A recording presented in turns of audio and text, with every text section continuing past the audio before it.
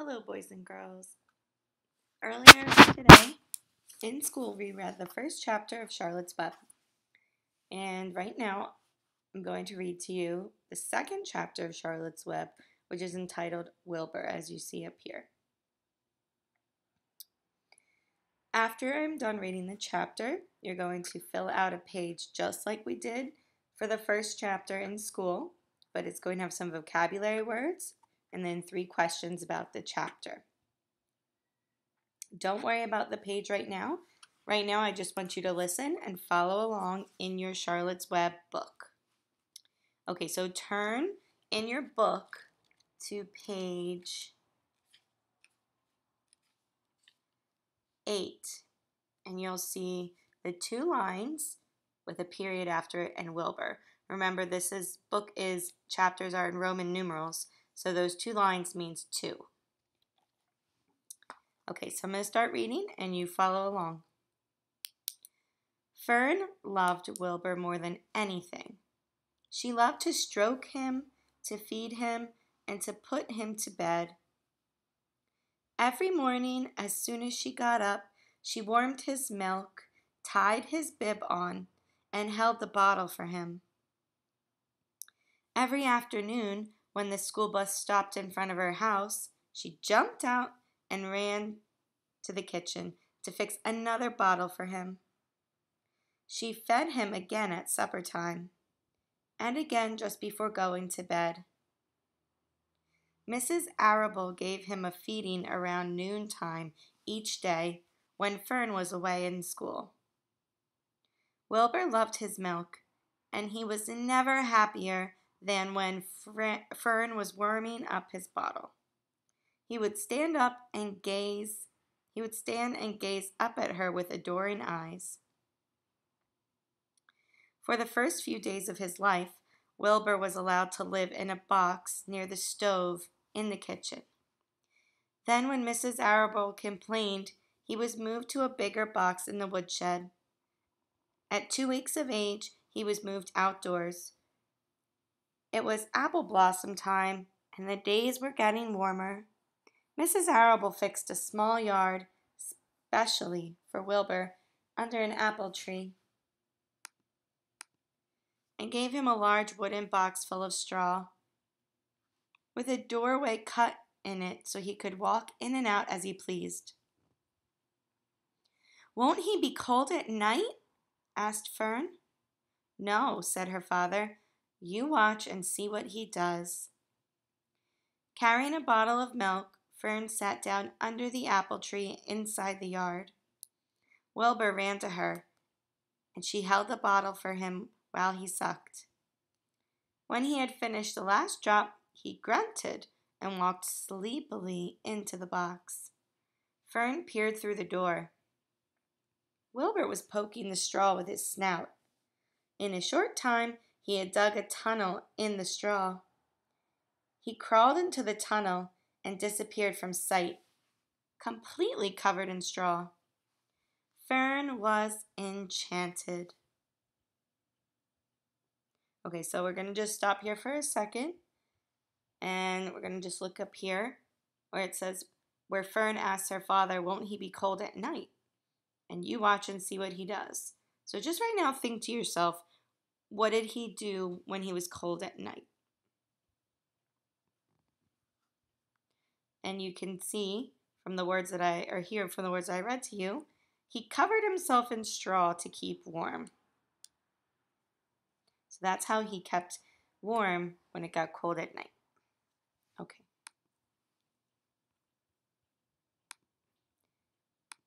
It relieved her mind to know that her baby would sleep covered up and would stay warm. Every morning after breakfast, Wilbur walked out to the road with Fern and waited with her till a bus came. She would wave goodbye to him, and he would stand and watch the bus until it vanished around a turn. While Fern was in school, Wilbur was shut up inside his yard. But as soon as she got home in the afternoon, she would take him out, and he would follow her around the place. If she went into the house, Wilbur went too. If she went upstairs, Wilbur would wait at the bottom step until she came down again. If she took her doll for a walk in the doll carriage, Wilbur followed along. Sometimes on these journeys, Wilbur would get tired, and Fern would pick him up and put him in the carriage alongside the doll. He liked this. And if he was very tired, he would close his eyes and go to sleep under the doll's blanket. He looked cute when his eyes were closed because his lashes were so long. The doll would close her eyes too, and Fern would wheel the carriage very slowly and smoothly so as not to wake her infants. So in that passage I just read, I want us to pay attention to the word carriage. Some of us may know it, some of us may not. But up here, the dictionary definition, it says a four-wheeled passenger vehicle pulled by two or more horses, a horse-drawn carriage, or a baby carriage. So when you're thinking about Fern putting Wilbur and her doll in something, I think we can agree that it would be the second one, and their special usage, a baby carriage. And we know that Fern was pretending that she had infants or babies in her baby carriage. One warm afternoon, Fern and Avery put on bathing suits and went down to the brook for a swim. Wilbur tagged along at Fern's heels. When she waded into the brook, Wilbur waded in with her. Waded means that she went into the water. He found the water quite cold, too cold for his liking. So while the children swam and played and splashed water at each other, Wilbur amused himself in the mud along the edge of the brook, where it was warm and moist and delightfully sticky and oozy. So another word we're going to look at is amused. And there's a lot of words here, so don't worry about what it says. But it says to find something funny, entertain. So Wilbur entertained himself in the mud. And here's a baby, or the picture of the baby carriage that Fern is pushing her baby doll and Wilbur in. And if you look at the look on Fern's face, she looks very happy. Every day was a happy day, and every night was peaceful. Wilbur was what farmers call a spring pig, which simply means that he was born in the springtime. When he was 5 weeks old, Mr. Arable said he was now big enough to sell and would have to be sold. Fern broke down and wept. The word wept means to cry.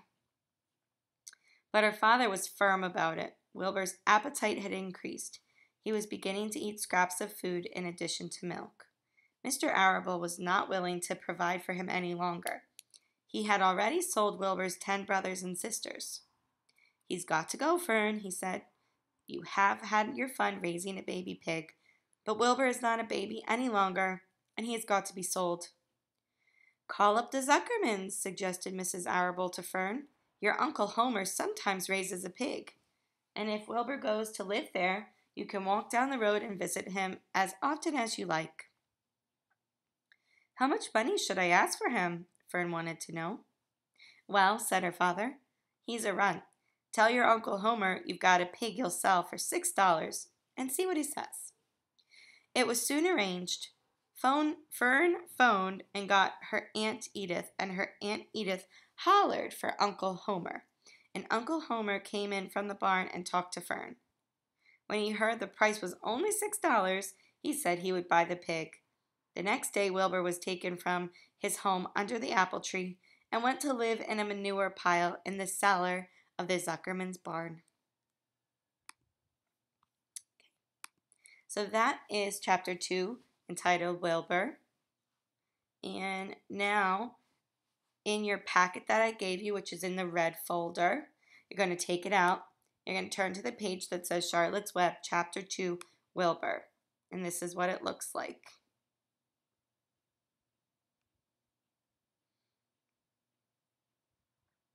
So what you're going to do is you can go back in your book and find these words: supper time, enchanted, carriage, and amused. I told you what some of them mean, but some of them we didn't go over. And just write, a few words telling me what each of them means. And then you are going to answer these questions. What does Fern do to show she cares about Wilbur? So think about the things Fern does with Wilbur and write down how she cares for him. And then the last question is, would you like to own a pig? You can write yes or you can write no. It's up to you. And that is your homework assignment for tonight. Again, if you need to listen to the story again or go back and listen to one part, you can rewind the video. If not, you can also just read the chapter yourself in the book. And I look forward to hearing your answers tomorrow. Have a good night.